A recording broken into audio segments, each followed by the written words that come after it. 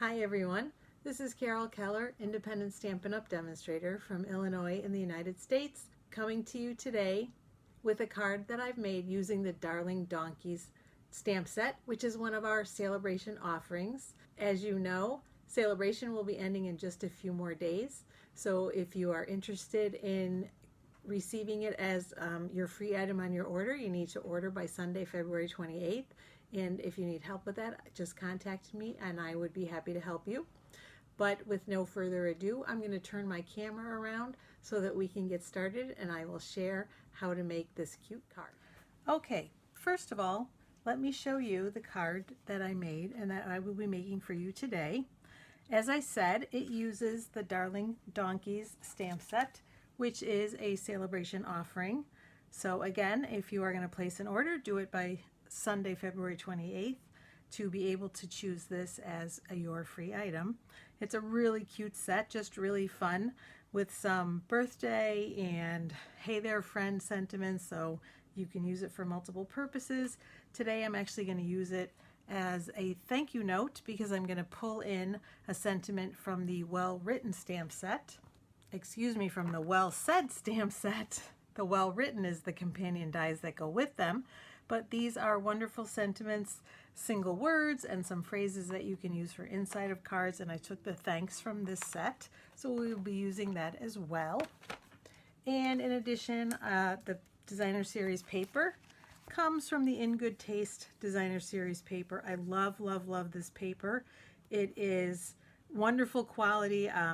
It's photographs of different images, bricks and tile and wood and things like that, so very realistic and mostly in neutral colors, but with some pops of Petal Pink and Rococo Rose. And in the piece that I'm using today, you're going to see some little sneaks of Petal Pink, or what looks to me like Petal Pink, in the wood, and so it coordinates nicely with that, and so I picked that one purposely for that reason. So I'll leave the card right here and we will get started. I'm starting as always with an A2, typical A2 card base, and I'm just burnishing it so it will lie flat. And the first thing that I did was cut another piece of that wonderful Designer Series paper to the size of the card front. So no matter which card size you're using, A2 or A4, just cut your piece to the size of the card front. And again, you see those little peachy, petal pinky accents on there, and I think that, just like I said, coordinates nicely. So we'll just adhere it to the card front. And if you wanted to, you could actually adhere the ribbon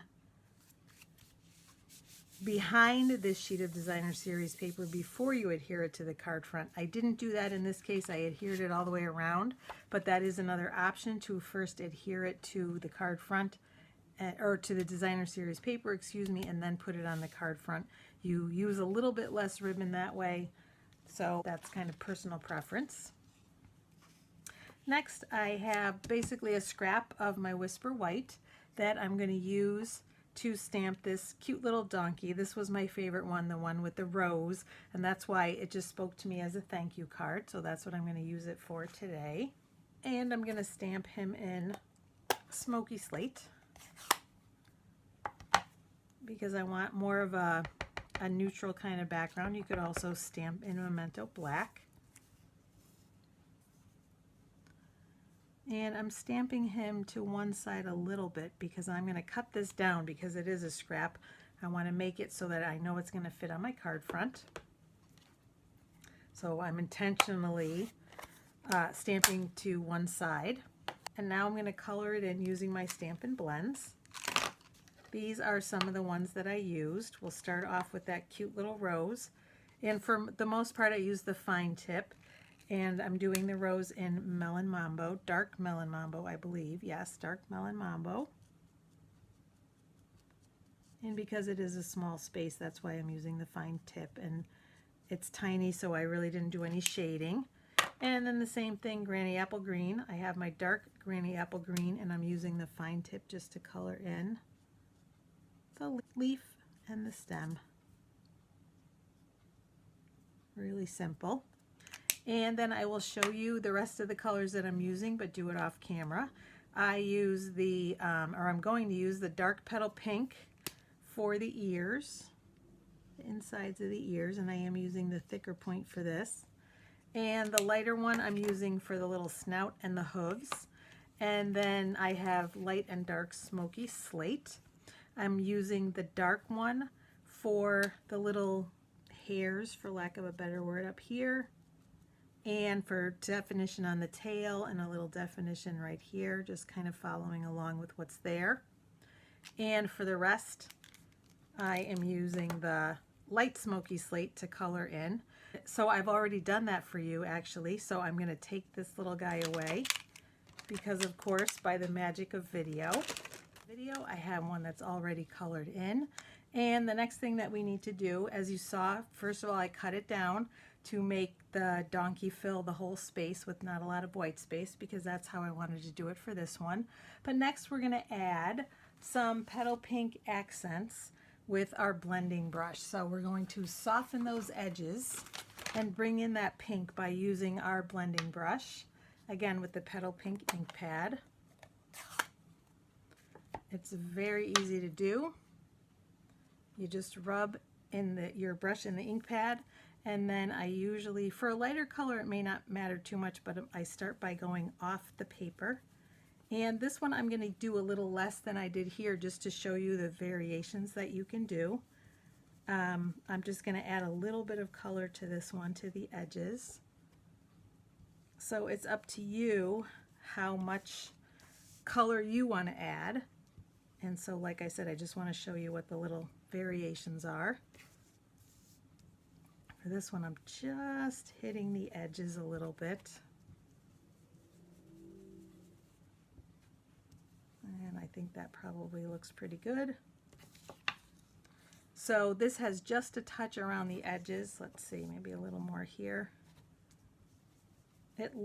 This one looks a little more like it would if you used a sponge, or maybe even a sponge dauber, where it's got that really deep color on the edge, and then it softens and it doesn't go very far in.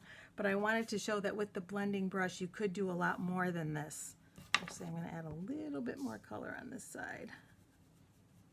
Go in a little farther to balance it. I'd say that looks pretty good though. So for this one I went in farther so that there's less white showing, and this one I didn't go in as far, so there's more of that white showing in the center. So again, just personal preference, but the blending brushes are fabulous. I have been using them quite a bit and I am loving them. And then to clean, we simply just keep using our brush on our paper until we don't see any more color. So even this has color.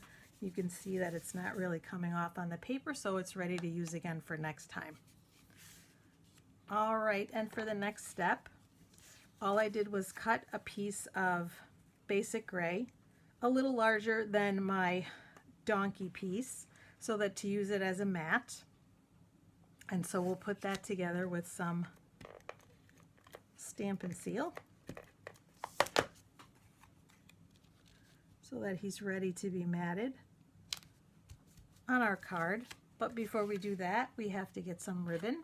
So I'm using the wonderful denim ribbon that we have in the annual catalog because I thought that made a nice accent for this card. I was going for a masculine feel, and I think the denim ribbon is good. Between that and the wood, there's a nice masculine feel to the card, even though the donkey has that little rose that's maybe a little more feminine, but I really felt like it worked well. They worked well together. See if we can get this around here. Get my finger out of the way. So I'm just tying a knot. Very simple. Yep, and that is a little bit loose. I'm going to go off camera and tighten that up and be right back. That looks a little better. I think my tail was a little bit too short, so I was having trouble getting it tight enough. And this looks better. We'll trim this down just a little bit. Actually, we'll make it a little angled. And then the ribbon is also going to be held down by our little donkey. So we'll move it up just a little bit, I think, and that'll let some of that peach show through a little more as well. That petal pink, I should say. It looks very peachy to me, but it is petal pink. And then I'm going to put this on with some dimensionals so that it will be raised up above that ribbon, but also it will help to hold that ribbon in place a little bit more. And I usually would space them pretty evenly apart. I'm leaving just a little bit more on the bottom because I want to make sure that that ribbon will fit in that space, again, to help hold it in place. Whoops, I don't want them to be upside down. Oh, and I did that wrong. We're going to move these up a little bit, just a little bit, so I had them toward the bottom instead of toward the top. And I still want it centered, and then that ribbon falls nicely in between. Okay, now we are going to do the tag, and for this I put the stamps from both the Well Said stamp set and the Darling Donkey stamp set on the same block. As you can see, I'm going to stamp them with Night of Navy ink to coordinate with the denim ribbon. And I have a scrap of basic white that is 3/4 of an inch wide because I know that's going to fit in the punch.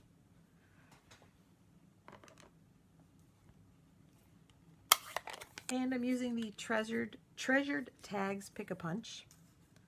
So I'm just going to feed it in on one side, and then I'm going to show you how to make it even on both sides, even spacing on both sides. One of the most important things is to make sure that you have your piece of cardstock straight in there so you get an equal spacing on both sides, like that.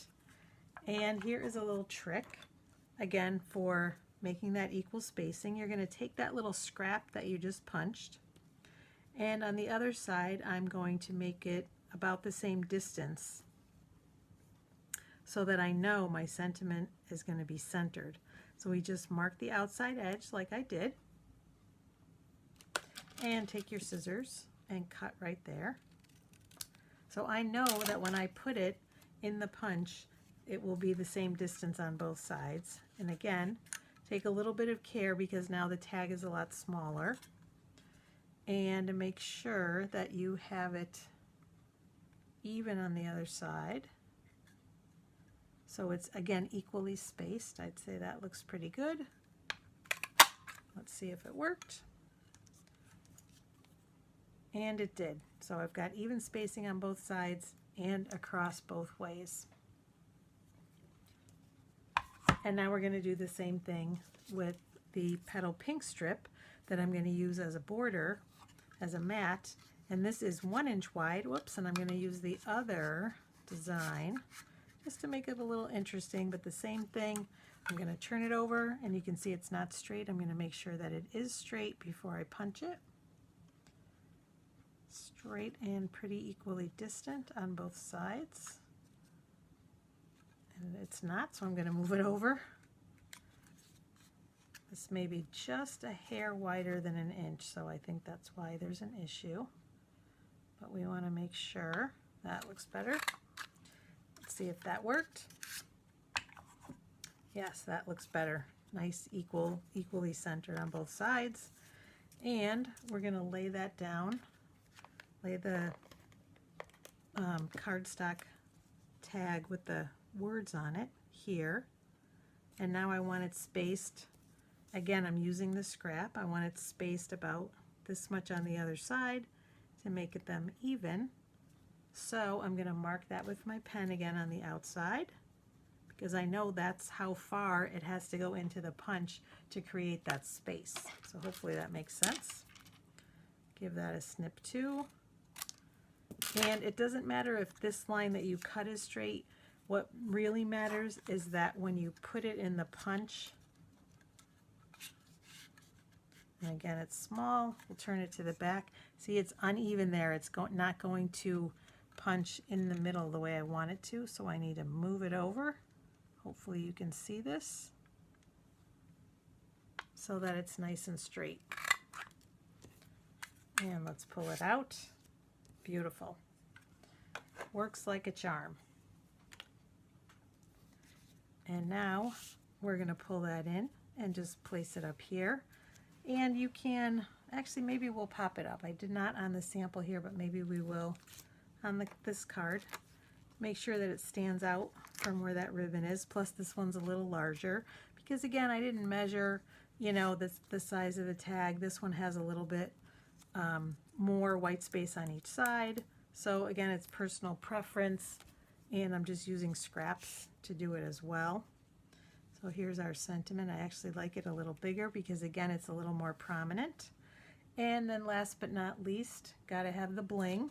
And in this case, because it's a masculine card, I'm using the metallic pearls. Oof. They got a little messed up. I think they got crunched in my drawer, but that's all right. I'm just gonna grab 3 of them with my Take Your Pick tool. And again, I can, whoops, kind of fill in that white space a little bit. My tag is not as centered as I thought. And then in our rule of 3s, we're going to put the 3rd one up here. There we go. All right, and there we have our embellishments. And to finish the card, we're going to stamp another donkey on the inside. And this time I chose this one just for a little bit of interest and to be able to use more of the set. So we're going to stamp that in Smoky Slate.